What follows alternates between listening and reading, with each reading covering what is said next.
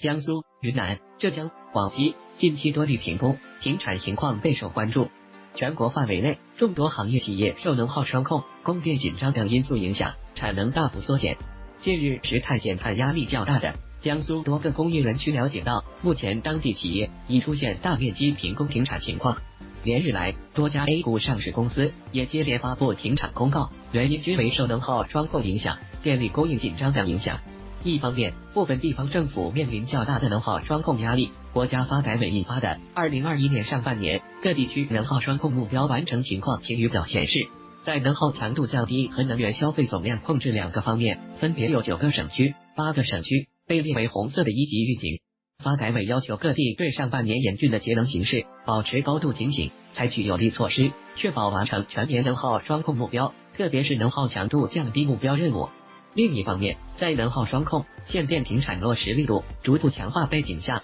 此前价格已经飞天的高能耗、高排放行业产品涨价预期持续，本不值钱的化工原料也变得紧俏起来。证券时报 A 公司记者在采访中了解到，部分地区一刀切的政策令企业难以适应，生存面临挑战。有企业人士对证券时报 A 公司记者表示，当前部分行业面临政策打架困局。有时候连续2天和不同政府部门开会，他们提出的要求都是相悖的。因此，如何在稳经济和降能耗之间寻找平衡点，各方仍需继续关注。所谓能耗双控，是指能源消费强度和总量的双控。近期，能耗双控成为多行业热词，多地高耗能企业停工停产是由于这个原因。前文提及的发改委文件中，江苏在能耗强度降低和能源消费总量控制两个方面均为红色的一级预警。降能耗压力较大，因此相关政策的推进更为突出。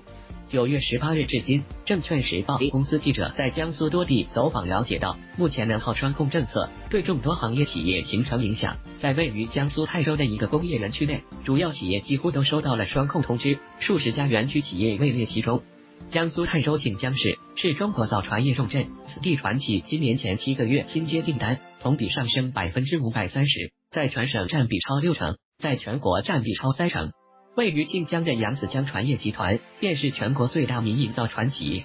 9月2日，扬子江船业集团公告，与世界最大独立集装箱船中西斯班 Seaspan Corp 签署了10加5艘新巴拿马型液化天然气动力 7000T 一流集装箱船中的5艘备选订单生效。至此，扬子江船业累计新接订单达到118艘，价值高达72.1亿美元，可见下游客户对于船舶的需求迫切。1周之前，扬子江船业集团还在官方微信上表示，当前公司各厂区生产任务饱满，尤其进入金秋9月，更是迎来高物量、高产能。不过，根据目前泰州市关于能耗双控的最新要求，一定程度上影响了船厂的生产。今天天气还是有点热，我们现在办公室的空调都不开，就是为了全方位响应国家号召。扬子江船业集团相关人士9月22日向记者表示，目前能耗双控政策对产能产生了影响，要节能降耗，有些生产线就需要暂停。对于当地新要求可能会给公司带来的损失，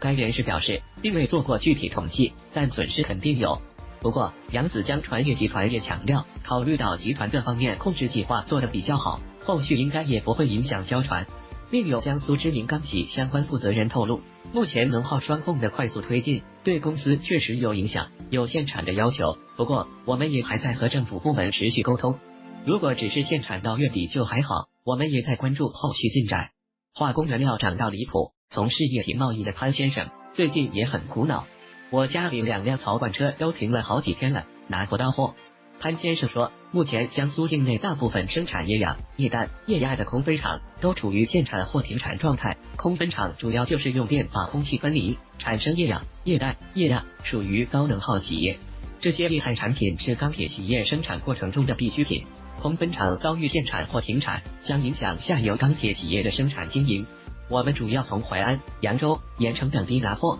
中秋节前好像就已经限产，假期后对方基本不发货了。潘先生表示，我还在等着空分厂恢复供应，现在听说的是最早到9月底，最迟10月8日。江苏某大型化工企业人士李军化名向记者透露，能耗双控政策的快速推进对化工行业影响非常大，公司一个厂区虽未被要求停产，但被要求降低用电量，产能利用率从之前的80%以上降到了50%至60%。企业很苦，客户也觉得不能接受，特别是海外客户。李军希望调控要慢慢调，慢慢降，毕竟今年还有3个多月的时间。正常运转的企业就像时速120公里的汽车，降到还行，一脚刹停就容易出事了。在他看来，9月份就要停产或大幅度限产，就相当于高速行驶的汽车被一脚刹停。部分地区一刀切式的调控已经引发新一轮的原材料价格上涨，已经涨到离谱的程度了，开工的企业和不开工的企业一样难受。李军举例，云南地区要求黄梨生产企业加强管控，确保9月至12月削减90%产量，黄梨的价格因此从 1.7 万至 1.8 万元每吨涨到6万元每吨以上。这在行业内引发恐慌，因为黄梨一涨价，所有相关的产品价格都会涨。李军说，江苏多地的调控政策同样使得基础化工材料绿碱大幅上涨，碱作为基础化工产品的需求还在，1周内价格从600元每吨左右涨到1300吨。氯气也已经从1300元至1400元每吨涨到2300元至2400元每吨。李军无奈地表示，如今化工原料的价格已经扭曲，需求平衡被打破了，现在大家不敢接单，不敢报价。近期高能耗、高排放企业限产、停产的另一重要因素是电力供应紧张，背后除了政策原因，今年动力煤价格高企，火电企业深亏也加剧了供电紧张。云铝股份000807 9月17日公告，自2021年5月以来，因电力供应紧张，云南省内工业企业实施有序用电，公司及下属企业用电负荷大幅降低，已因此减少电解铝产能约77万吨，预计全年产量降至236万吨左右。神火股份000933也公告，由于电力供应紧张，控股子公司云南神火铝业有限公司自5月10日以来，已被迫陆续停约20万吨，在产能降至55万吨，2系列3段15万吨也未能如期启动。云南虽然是水电大省，但水利毕竟完全依靠自然资源，难以把控。在今年干旱的季节环境下，电力供应紧张的问题就凸显出来了。目前动力煤价格已经远超历史高点，火电企业全面亏损，发电企业即使有煤也不会愿意供电。谈及目前云南当地限电限产的原因，神火股份相关人士表示，虽然政府有相关保供措施，但电企没有煤炭也做不到保供。神火股份相关人士介绍，好在公司在云南产能的权益占比只有 43.4%， 而公司在新疆的生产没有受到影响，云南当地产能关停带来的负面影响没有铝价上涨带来的正面影响大。火电企业的成本各区域差异很大，新疆由于煤炭成本相对偏低，大概每度电成本在 0.11 到 0.12 元，但河南地区5500大卡标煤目前到厂成本达到1400元每吨，火电企业肯定都是亏损的情况。一不愿具名火电企业负责人介绍，各个电厂的发电机组不一样，煤耗也不一样，所以难具体说目前发电亏损的情况，但可以确定的是，在当前煤价下，不管什么机组都是亏的。该人士同时表示，目前期货市场上动力煤价格已经飙升到超过1100元每吨，现货到厂价甚至可以达到1400元每吨以上。而对于火电企业而言，动力煤价格不足1000元每吨就已经是全面亏损的情况，目前这个价格下，亏损程度更可以想象。据了解，为应对煤价过高带来的成本压力，下游自备电厂的工业企业会将生产过程产生的煤离废料来进行发电，以节约成本。在广东地区，甚至有电厂已经实施了机组改造，将原来需要高热值优质煤炭原料的机组改建成用相对低价的低热值煤炭机组。业内人士向记者表示，为了降低成本，发电企业想了各种办法，要不一度电亏1毛多，谁愿意做赔本买卖？按照行业规律，迎风度假过后，动力煤价格会有一段回调时期，但今年情况完全不同。目前火电还是供应主力，在今年需求旺盛背景下，占比还会进一步增加，因此煤价居高不下。厦门大学中国能源政策研究院院长林伯强认为，国内煤价的异常高涨，一方面是由于经济恢复良好，同时也有市场囤煤等投机因素。林伯强表示，我国电力价格机制不改的背景下，火电企业价格传导不下去，成本只能自己承担，发电肯定是亏损的。煤电多年来一直处于两强博弈的循环中，电价机制急需理顺。政策、市场等多因素叠加下，两高行业面临供应收缩带来的价格上涨预期。中国水泥网行情数据显示，即9月16日至17日，江苏中南部水泥价格普涨100元每吨之后，9月17日至18日，江苏北部淮安、连云港、宿迁等地主要厂家相继通知上调各品种水泥价格60元每吨，徐州地区通知上调60至80元每吨。而据市场消息，截至9月19日，广西部分地区水泥市场到位价已经奔向800至900元每吨，冲向历史极值。生意社分析师李学宇表示，近期水泥企业库存本就处于低位，9月16日起又受能耗双控影响，江苏全省水泥熟料窑基本停产，预计将持续到9月30日，引发水泥行情一飞冲天，单日最高涨幅100元每吨。此次管控形势严格，镇江、无锡、南通、盐城等多地熟料线、粉磨站都已停产。随着熟料库存迅速释放，供应紧缺的形势可能会更加严峻，预计后期水泥行情可能进一步走高。水泥作为传统高能耗高排放行业，受政策影响明显。中国水泥协会副秘书长、数字水泥网总裁陈百林认为，在8至10个省主产区的能耗双控压力下，水泥行业有进一步限产日期，4季度价格或将明显超过去年同期水平。水泥之外，铝价也一路攀升，屡创新高。生意社数据显示，9月10日，国内铝锭华东市场均价20650元每吨，较月初上涨约4%，今年累计上涨44.02%。当前各个省都在搞能耗双控，广西氧化铝产能压减达到60%至70%，便携铝限产20%至30%，产能压缩，供给紧张，价格上涨是必然结果。神火股份相关人士对证券时报公司记者表示，虽然目前国内便携铝价格已经达到22000元每吨高位，但业内预期价格有望超过25000元每吨。这是产业链价格传导的结果，氧化铝、阳极价格上涨较快，便携铝成本单吨已经涨了2000元。化工行业作为传统能耗大户，能耗双控对其产量影响非常明显。近日被国家发改委的9个能耗不降反增的一级预警地区，包含化工大省江苏、磷化工大省云南等地区；2级预警地区包括化工大省浙江、钛白粉重镇四川、煤化工重镇河南等，共覆盖化工企业1万家。生意社分析师赵婷婷表示，受双控政策等方面因素影响，国内甲烷氯化物市场供应量大幅减少，一货难求。数据显示，2氯甲烷、3氯甲烷的周内涨幅均超过了150%。供给缩减带来多产业矩阵之时，政策端对两高行业产能的压减力度还在加强。近日，生态环境部发布的重点区域2021至2022年秋冬季大气污染综合治理攻坚方案提出，对于部分行业限产进一步强化，尤其是钢铁等行业。该方案较去年覆盖区域进一步扩大，重点区域秋冬季攻坚范围在京津冀及周边地区2+26城市和本类平原城市基础上，增加河北北部、山西北部、山东东南部、河南南部部分城市。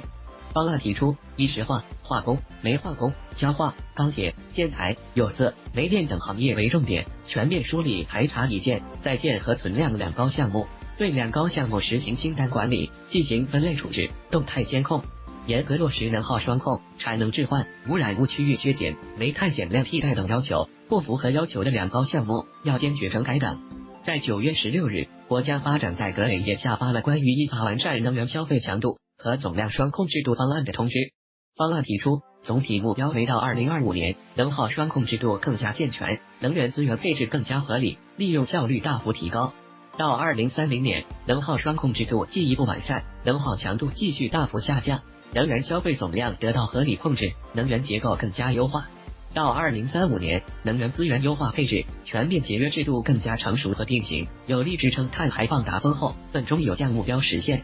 方案再继续强化减碳措施，一是坚决管控高耗能高排放项目，二是鼓励地方超额完成能耗强度降低目标，也意味着未来相关行业将继续受到能耗双控等相关政策监管，产出很难放量。宝城期货金融研究所所长程小勇分析认为，这将导致当前很多行业供应不足的问题难以解决。程小勇表示，当前大宗商品价格走势的关键因素在于供应端，因为需求端在高价格的抑制下很难有所表现。去年大宗商品价格上涨主要是输入性原因，但是当前可能在于能耗双控和限产两大制约因素，部分商品价格暴涨，对其他商品价格有外溢效应。能耗双控和限电的影响在工业数据上已经有所体现。8月份规模以上工业增加值同比实际增长 5.3% 以下，增加值增速均为扣除价格因素的实际增长率，较7月增速回落 1.1 个百分点，比2019年同期增长 11.2%，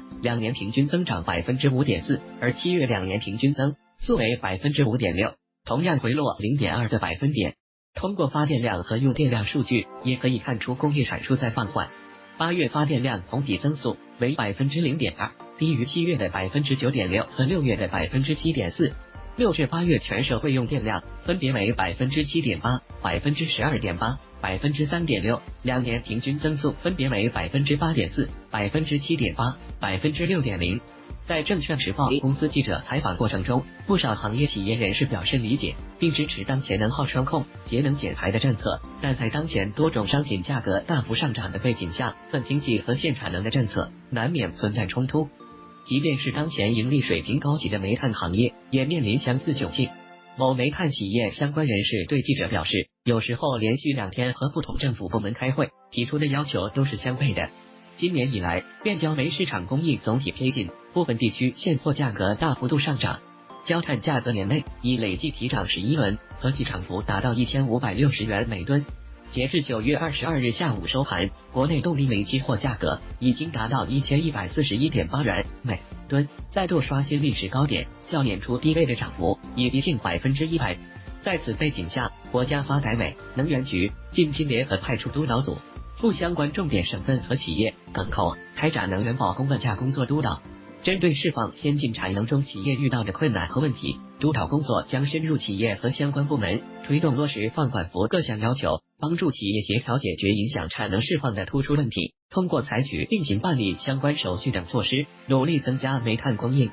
煤炭行业某上市公司负责人与证券时报公司记者交流时指出，面对煤价大幅上涨，政策一方面要求限制涨价，以减少对下游产品带来成本压力，另一方面限产政策还在持续，等于既不让生产，也不让涨价，有违市场供需的基本规律。该人士认为，作为基础能源，煤价上涨带来的影响是广泛的。以焦煤为例，一方面焦煤部分企业被动限产，下游焦企库存多处于低位；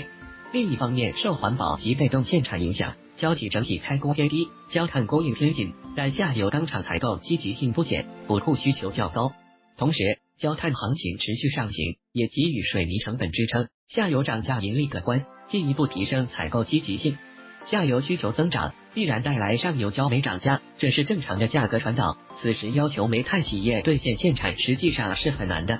一些地方小煤矿单吨煤可以卖到2-3千元，利润率早已超过100%，像捡钱一样，利益驱使下存在很多市场问题。目前国有煤炭企业签订的长期协议价和市场价倒挂严重，前者近1680元每吨，而后者已经超过3000元每吨，使得长期协议的兑现率出现打折扣的情况。他说，国务院总理李克强9月22日主持召开国务院常务会议，要求做好跨周期调节，稳定合理预期，保持经济平稳运行。会议明确，做好预调微调和跨周期调节，加强财政、金融、就业政策联动，稳定市场合理预期，更多运用市场化办法稳定大宗商品价格，保障冬季电力、天然气等供给。受煤炭、化工和钢材等大宗商品价格持续上涨影响，8月份 PPI 同比涨幅已创下来新高。根据国家统计局数据显示，8月份 PPI 同比上涨 9.5%， 逼近2位数。